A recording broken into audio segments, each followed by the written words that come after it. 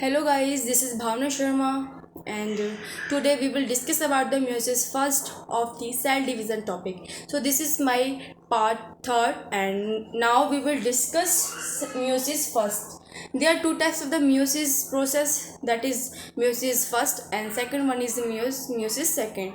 So we in the part second we have already discussed about the mitosis process in the somatic cell in which the karyokinesis is taken place, but in the meiosis process first we will discuss about the karyokinesis. It means the division of the nucleus, that is called karyokinesis. So meiosis process, we can just divide it the meiosis first, prophase, metaphase and anaphase and telophase. And prophase, that is the first phase of the meiosis first, and which process and which changes are taken place in the nucleus in the prophase first. So on the prophase first is divided into the five stages. First is lactotin, and second one is the zygotin, third one is the pachytin, and fourth one is the diplotin, and fifth one is the dikinesis. And we will discuss prophase first. You are seeing here on the screen, and this is the leptotin stage. And which type of the changes are taken place on the leptotin stage. And on this stage, chromatin of the nucleus, and this is the structure of the nucleus, and this is the nucleus. And internally our chromatin that is condensed on this stage. And second change, that is the central start to move towards the cytoplasm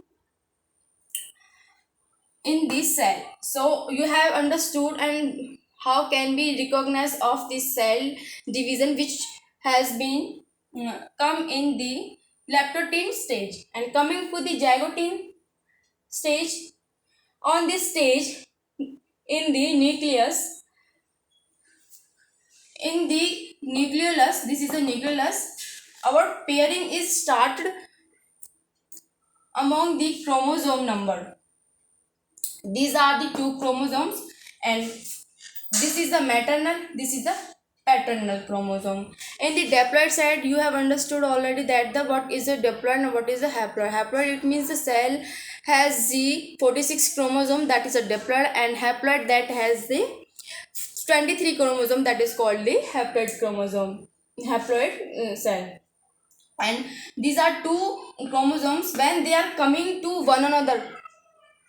So when they are coming to one another, so that the crossing over can be taken place in the nucleolus, so this pairing is called the synapsis process. This is called the synapsis process. And which complex which control and stabilizing the pairing of the chromosomes, and these chromosomes are called the homologous chromosomes because they are same in the number and density and design. So these are called the homologous chromosomes. So synaptonemal complex, that is stabilizing the pairing of the two homologous chromosomes so that the crossing over can be taken place very easily and without restrictions on this stage. So next, coming to the Pachytin process. Put on this stage, and nucleus in which the nucleus crossing over is taken place between the two homologous chromosomes. And I am making this diagram on here. These are two chromosomes and they are doing crossing over here, and where the crossing over is taken place, this point is called the chiasmata, and this point is called the chiasmata.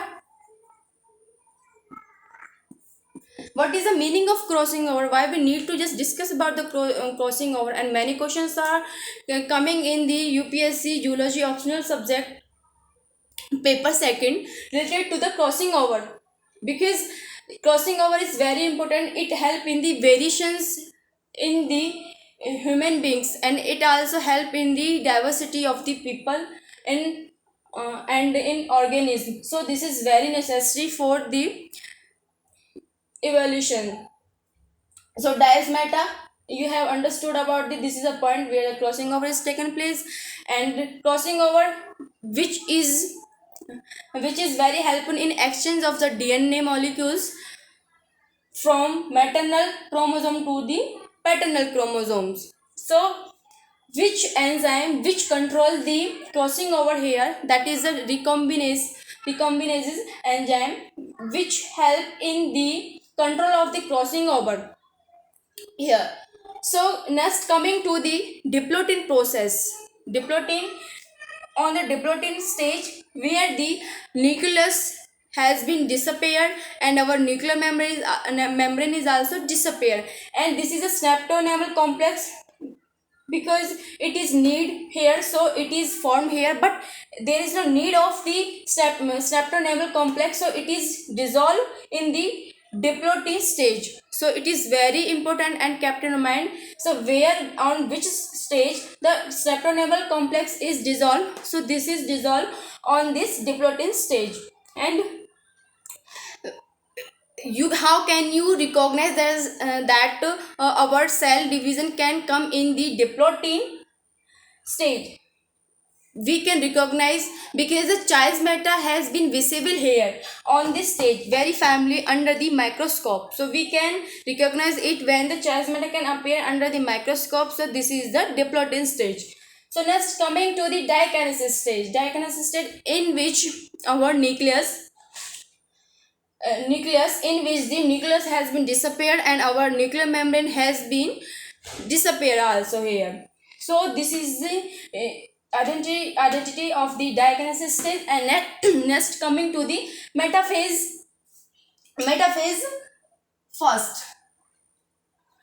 On the metaphase first, what changes are taken place in the nucleus on the metaphase, and spindle formation and start to make, and on the metaphase stage first, and our centers are also formed here, and